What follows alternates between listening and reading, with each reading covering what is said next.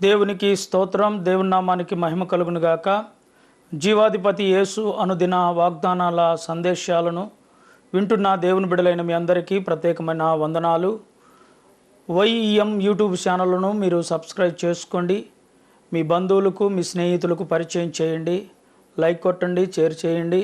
అంతేకాదు మరి ఈ యొక్క పరిచర్య కొరకై అనుదినం మీరు ప్రార్థన చేయండి.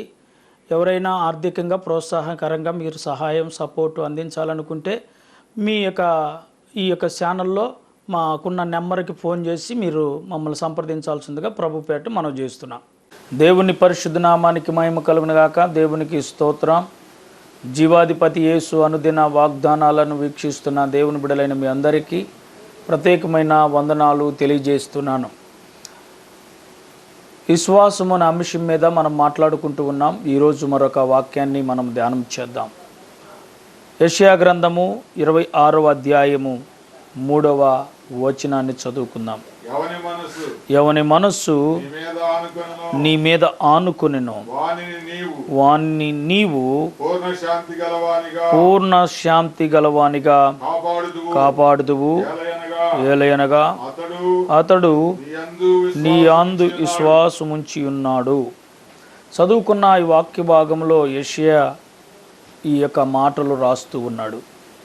ఈ 26వ అధ్యాయము ఈ 3వ వచనంలో ఎలాంటి శ్రేష్టమైన మాట అంటే, ఎవని మనస్సు నీ మీద ఆనుకొనును వానిని నీవు పూర్ణ శాంతి గలవానిగా కాపాడదు. ఈ రోజున చాలామంది మనస్సులు లోకం మీద ఆనుకుంటున్నాయి. చాలామంది జీవితాలు దేవునిలో అనుకోవట్లా. కనుక శాంతి సమాధానాన్ని కోల్పోతున్నారు. ఏం కోల్పోతున్నారు? శాంతి సమాధానాన్ని కోల్పోతున్నారు. నిజమేనండి. మన మనస్సు దేవుని మీద ఆనుకుంటే దేవుడు మనకి శాంతి సమాధానాన్ని అనుగ్రహిస్తాడు. మన మనస్సు దేవుని మీద ఆనుకోకుండా లోకములో ఉన్న వాటి మీద, మనుషుల మీదో, లేకపోతే పాపం మీదో, లేకపోతే శాపాలు ఈ రోజున ఎందుకు వస్తున్నాయి?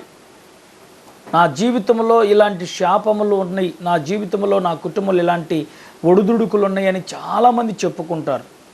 ఆ మధ్య ఒక ఆయన, పాస్టర్ గారు, నాకు మనస్సుకు నెమ్మది లేదు, నా మనస్సుకు ప్రశాంతత లేదు, నా జీవితంలో కుటుంబంలో చాలా సమస్యలు ఉన్నాయి, అప్పుల సమస్య ఒక పక్క, కుటుంబ సమస్యలు ఒక పక్క, నెమ్మది లేదు అని చెప్పినప్పుడు, దయా దేవుని సన్నిధికి రా, దేవుని మాటలు విను, నిన్ను దేవుడు సమాధానంతో నింపుతాడు, దేవుడు నిన్ను సంతోషంతో నింపుతాడు, నీ కుటుంబంలో గొప్ప మేలు జరిగిద్దని చెప్పటం జరిగింది. అలాగనే ఆ సమస్యల్లో ఆయన దేవుని సన్నిధికి రావటం జరిగింది, దేవుని వాక్యం వినటం జరిగింది.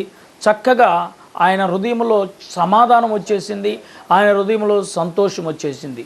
ఒకప్పుడు లోకంలో ఉన్న జీవితం దేవుని మీద ఆనుకోగానే, దేవుని మీద తన మనస్సును పెట్టగానే అతని జీవితంలో ఒక గొప్ప కార్యం జరిగింది. అంతకుముందు అతడు దేవుని యందు విశ్వాసం ఉంచినవాడు కాదు, అంతకుముందు అతడు దేవుని నమ్మినవాడు కాదు, అంతకుముందు దేవునికి లోబడిన వ్యక్తి కాదు. మరి ఎప్పుడు అతని మనసు ప్రశాంతత పడగానే, అతని మనసులో ఒక ఉన్నతమైన కార్యము దేవుడు చేయగానే తన జీవితంలో ప్రశాంతత దొరికిందని అప్పుడు అతడు దేవుని యందు ఏముంచాడంట? విశ్వాసం ఉంచాడు. విశ్వాసం ఉంచటమే కాదు, ప్రతి వారం కంటిన్యూగా దేవుని మందిరానికి రావటం ప్రారంభించాడు. అంతేకాదు అతని ఇంటి వారిని కూడా దేవుని సన్నిధికి తీసుకురావటం ప్రారంభించాడు. కారణం ఏంటి? అతడు దేవుని యందు విశ్వాసం ఎప్పుడు ఉంచాడు అంటే, అతని హృదయము, అతని మనస్సు దేవుని వాక్యం మీద ఆనుకున్నప్పుడు. ఈరోజున్న నా ప్రియ దేవుని బిడ్డలారా, ఈ వాక్యం ఏంటి నా ప్రియ సహోదరి సహోదరుడా, నిజంగా నీ హృదయంలో నువ్వే సమస్యల్లో ఉన్నావో, నువ్వు ఏ కలవరంలో ఉన్నావో, ఏ కన్నీళ్ళలో ఉన్నావో, ఏ ఇబ్బందుల్లో ఉన్నావో, ఏ అసమాధానంలో నువ్వు ఉన్నావో, ఏ స్థితిలో నువ్వు ఉన్నా, ఈరోజు ఈ వాక్యాన్ని బట్టి నీ మనస్సు దేవుని మీద ఆనుకోగలిగితే, నీ హృదయము దేవుని మీద ఆనుకోగలిగితే, నిన్ను దేవుడు పూర్ణ శాంతి గలవానిగా కాపాడతాడు. ఏం చేస్తాడు? నువ్వు దేవుని మీద నీ మనస్సు పెట్టి దేవుని మీద నువ్వు ఆనుకుంటే నీ జీవితాన్ని పూర్ణ శాంతి గలగా వానిగా నిన్ను కాపాడటమే కాదు, పూర్ణ శాంతి గలవారిగా నీ జీవితాన్ని ఉంచి నీ జీవితంలో ఇంకా అనేకమైన అద్భుతాలు చేయటమే కాదు, నీలో ఉన్న అసమాధానాన్ని కొట్టివేస్తాడు, నీలో ఉన్న దుఃఖాన్ని తొలగిస్తాడు, నీలో ఉన్న కలవరాలను తీసివేస్తాడు, నీలో ఉన్న ప్రతి సమస్యను తొలగించి నిన్ను సంతోషపరిచి సమాధానంతో నింపుతాడు. అంతేకాదు ఇంకొక మాటను, అప్పుడు నువ్వు విశ్వాసము కలిగి దేవునిలో బ్రతకగలుగుతావు. ఈరోజు నా ప్రియా దేవుని బిడ్డలారా, చాలామంది లోకంలో తమ మనసులను ఇచ్చి, లోకంలో తాగుడుకు మనసునిచ్చి జీవితాలను కోల్పోతున్నారు, లోకంలో వ్యసనాలకు మనసులనిచ్చి కుటుంబాలను కోల్పోతున్నారు.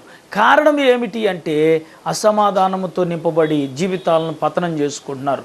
ఎవరి మీద అనుకోవట్లేదు వీళ్ళంటే దేవుని మీద అనుకోవట్లే. అందుకని ఇక్కడ యెషయా గ్రంథకర్త 26వ అధ్యాయము 3వ వాక్యంలో అద్భుతంగా చెప్తున్నాడు, ఎవని మనస్సు దేవుని మీద ఆనుకుంటుందో, ఎవని మనస్సు దేవునితో అంటుకట్టబడుతుందో వారిని పూర్ణ శాంత గలవాడిగా కాపాడుతాడని దేవుని వాక్యం సెలవిస్తుంది. అటివాడు దేవుని యందు విశ్వాసం ఉంచుతాడు. ఈరోజు నీవు కూడా దేవుని యందు అలాంటి విశ్వాసం కలిగి దేవుని మీద ఆనుకుంటూ నీ జీవితాన్ని కొనసాగించాలని ప్రభు పేరిట మనవి చేస్తూ ఈ నా మాటలు ముగిస్తున్నాను. దేవుడి వాక్యాన్ని దీవించునుగాక. ఆమేన్. వందనాలు.